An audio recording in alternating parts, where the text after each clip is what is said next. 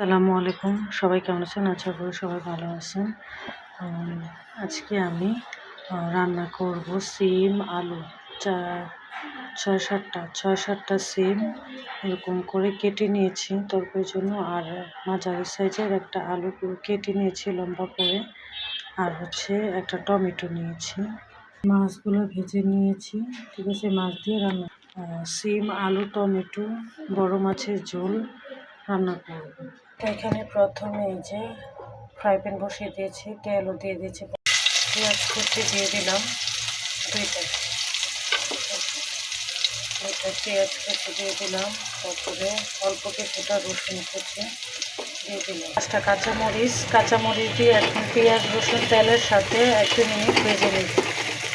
এখানে আমি গুঁড়া মশলা নিয়েছি, আদা রসুন বাটা 1/2 চামচ, আদা রসুন বাটা, আদা বাটা 1 চামচের কম, গরম মশলা গুঁড়া 1 চামচের কম, জিরা গুঁড়া 1/2 চামচেরও, গরম মশলা গুঁড়া 1/2 চামচেরও কম, জিরা গুঁড়া 1/2 চামচেরও কম, লবণ 2.5 চামচ, ধনিয়া গুঁড়া 1 চামচ, হলুদ গুঁড়া 1 চামচের একটু কম, মরিচের গুঁড়া 1/2 চামচের একটু কম।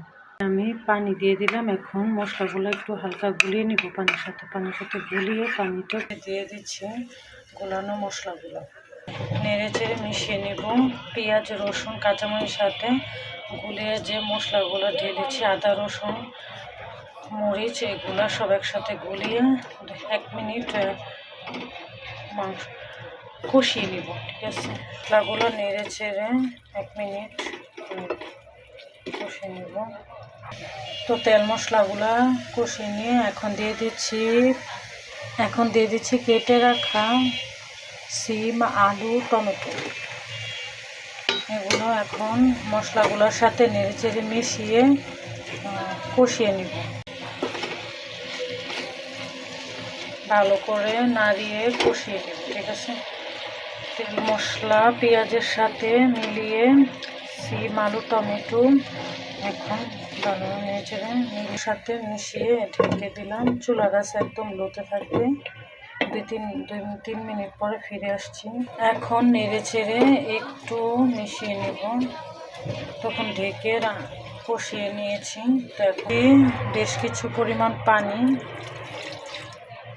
পানি দিয়ে এখন সম্পূর্ণটা মিশিয়ে নিব। সবজি এই যে দিয়ে দিলাম মশলার সাথে একবারে পানি দিয়ে দিলাম, পানি দিয়ে এখন ঢেকে আবার 2 মিনিটের মতো কষিয়ে রান্না করে নেব। এরপরে মাছগুলো দিয়ে দেব, মাছগুলো দিয়ে এখন ঢেকে দিলাম, আরও বেশ কিছুক্ষণ রান্না করে নিব 2-3 মিনিট পরে। তো এখন লবণটা ঝালটা চেক করব, রান্না প্রায় কমপ্লিট।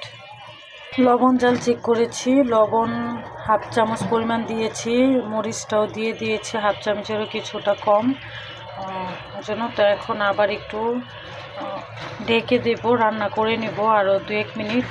আজকে সিম আলু টমেটো বড় মাছের ঝোলের তরকারি যদি আপনাদের ভালো লেগে থাকে তাহলে প্লিজ আমার ইউটিউব চ্যানেল লাইক করে সাবস্ক্রাইব করে দিবেন, আর ফ্রেন্ডস ফ্যামিলি সবার সাথে শেয়ার করে দিবেন।